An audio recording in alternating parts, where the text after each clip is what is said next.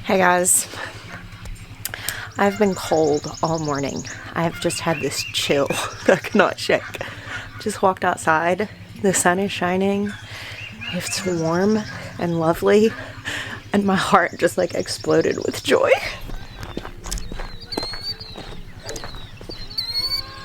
Maya's over here setting the chickens up in a new space. Hey baby. Sup? So, what you doing? I'm gonna go clean up the greenhouse like you asked. Roosters are ready to be free. I hear that.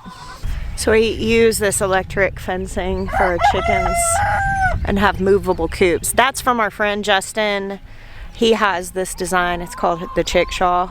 And then the other one over there is a coop that we bought from a local guy that we put on the skids so it could be movable. But anyway, they get new grass more frequently now that the grass is growing. In the winter, the grass isn't growing, so we don't really worry about moving them as frequently. But now that the grass is actually growing, they're fertilizing the pasture and they're getting new forage to scratch and peck. Poor asparagus all got frozen, and I think I probably need to come in and just cut all of these off because they got ruined by the frost. All right, so I actually have a task at hand in the greenhouse. Oh, it feels so good in here, nice and warm. Look at those lovely seedlings. So Maya is now back to the table being his next project. He'd planned on doing it a few weeks ago, but our chicks came and he had to kind of shift gears to build a secure brooding space in the barn.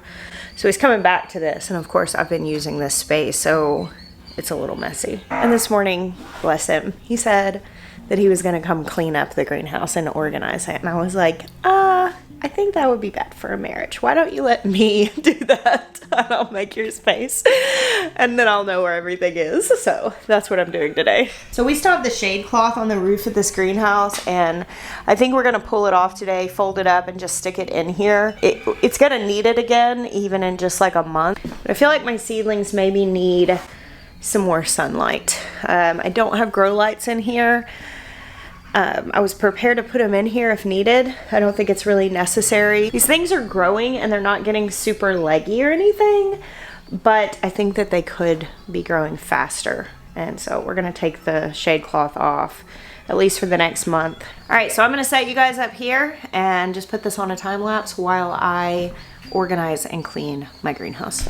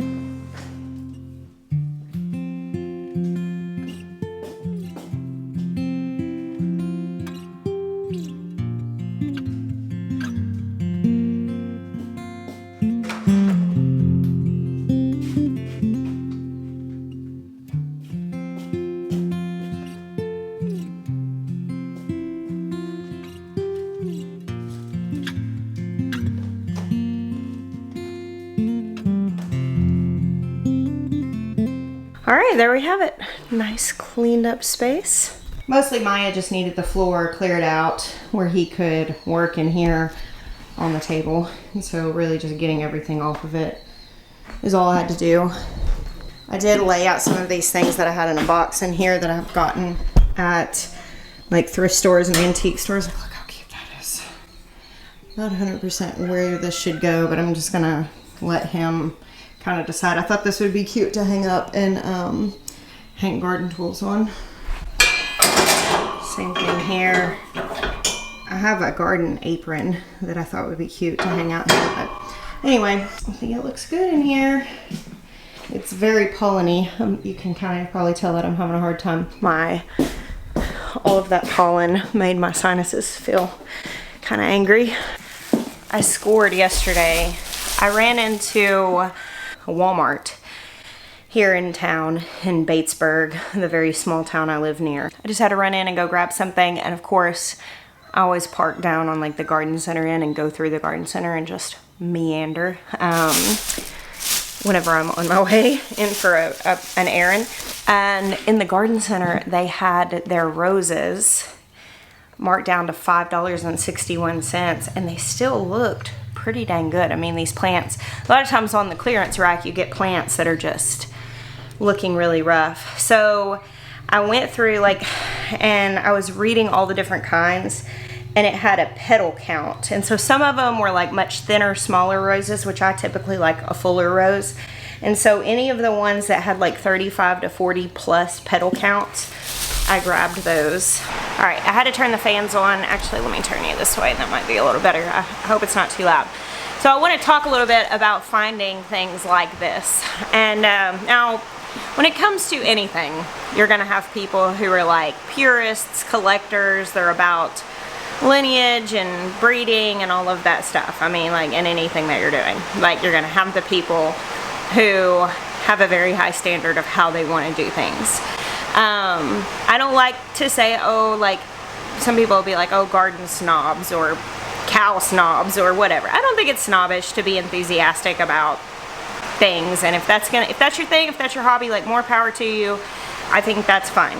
But I typically have like a more lowbrow way of going about things, especially like in the garden. Don't get me wrong, I love like my David Austin roses. I love some of the really like beautiful stuff that was an investment. That's really cool, but I'm also not against buying $5.61 clearance roses at the Walmart and putting them in my garden, because a beautiful flower is a beautiful flower, in my opinion.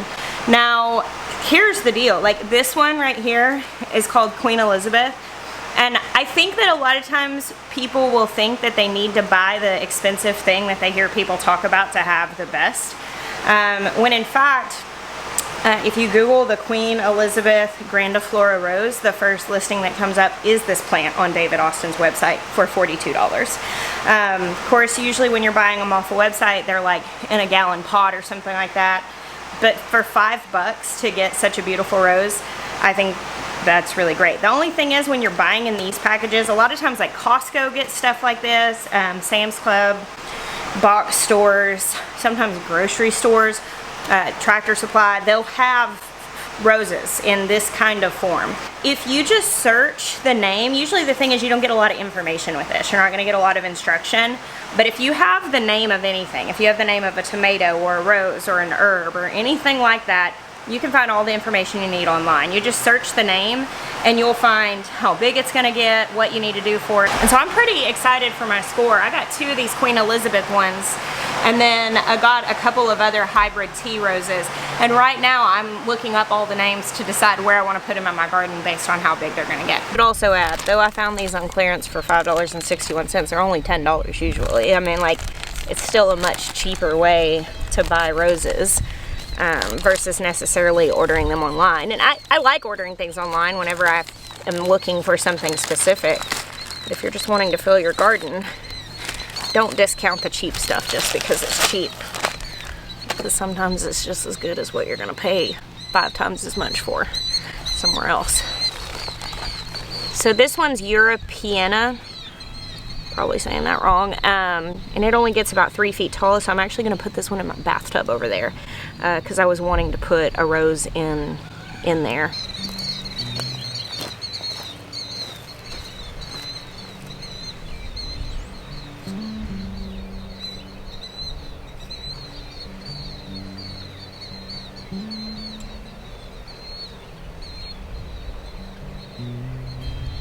Alright, so I actually got a phone call, picked it up, and just kept planting. So you missed out on the action, but I'm going to show you what I did.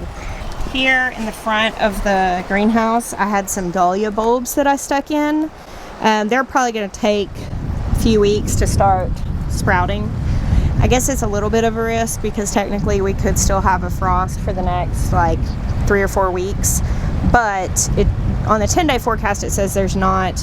And I think that they'll probably be okay. I'll throw some straw down on there if we need to, because they won't come up till after the frost. And then also I threw some dahlia bulbs in here.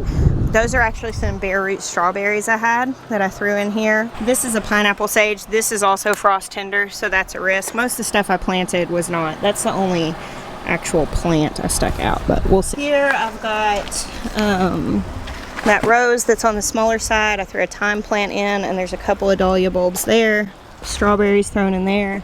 And you'll see where the soil's kind of disturbed here because I just stuck some of those. I had a whole bunch of dahlias that I just got super cheap at one of the big box stores, and I broke them up and stuck them in. Got my hydrangea waking up. Lots of the perennials are waking up. And then over here, I stuck a rose in each one of these. I actually put the Queen Elizabeths in there. They get a little tall, but I thought it'd be nice having them here at the entrance to the garden. Here's the wonderful thing, okay? When it comes to planting, especially a space like this, it's a perennial garden. You can move things. You're not getting married to it, so don't get to the point of analysis paralysis that you let things die in their pots or in their containers, because you can move them. Those might not work in there because there's also some alocasias or colocaceas. I can't remember which ones it is. So we'll see when that comes up. I might have to move those. I did put a rose right here. I think it's going to be a good spot for it, as well as one right behind here, which I think it'll do really well. There's Will. That stuff stinks. What stinks? That biochar. Oh, that biochar that's been sitting there. Will's drilling some holes in some pots. Here, this is a hibiscus, and I stuck one of those roses in here. I also started planting out some herb plants I had, like this is a thyme. I really want these to get big and established. They'll stay in these raised beds for years. They live over the winter. Down here, I threw some lemongrass in that's been in the greenhouse. Oh, look. One of my irises is about to bloom. That's exciting. Look at all of these looking happy as can be. I cut down all of my asparagus that had frozen, and thankfully, I mean, I'm seeing, well, actually I missed a couple I need to grab this year, so I didn't get these. They're still connected. But I was seeing several spaces where there were some fresh spears coming up. So I'm not too concerned about the fact that these got frozen and knocked back. I think my plants are still going to be okay because they're still getting established. Oh yeah, look, there's one that's coming up fresh and still doing okay. And then over here, I put in a couple of chive plants as well as another kind of thyme. This one's variegated. I don't know how well you can see that, but this will get really big in here. Like these chive plants, I'll be harvesting out of those still a few years from now. They'll get real big and established. They'll bloom every year. We'll make chive blossom vinegar. It'll just be really nice to have those. Now, we're going to go ahead and fill. This is what Will was drilling. I'm going to put this. I actually think I want this guy right here.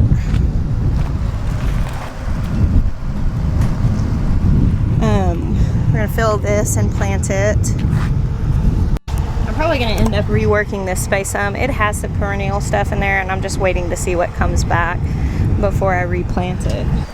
But like already, just in March, this space is coming back really nicely.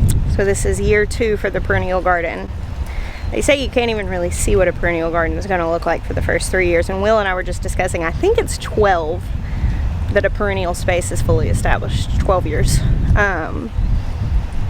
So for like a food forest or a perennial garden, that's where it takes a little over a decade to really fully call it fully established, which is pretty crazy, but year 2, and I'm excited for it. So in here, I still have a few herbs that I want to put out in the raised bed garden. These are oreganos. I've got some parsley. This is fennel.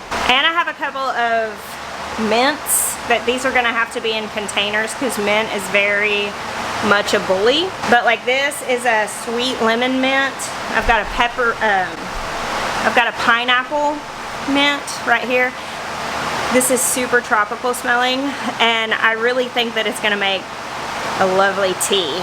But I'm gonna put it in a big pot, just kind of stuck throughout the garden, probably not sitting like in the middle of the ground. I'll probably put it like in the middle of the gravel, so that when this does grow over, because these will root, so I could put it in the pot, but if it's in the middle of like the cottage garden, it'll end up still spreading there. So those I'm not going to put in the ground today because I don't have that figured out.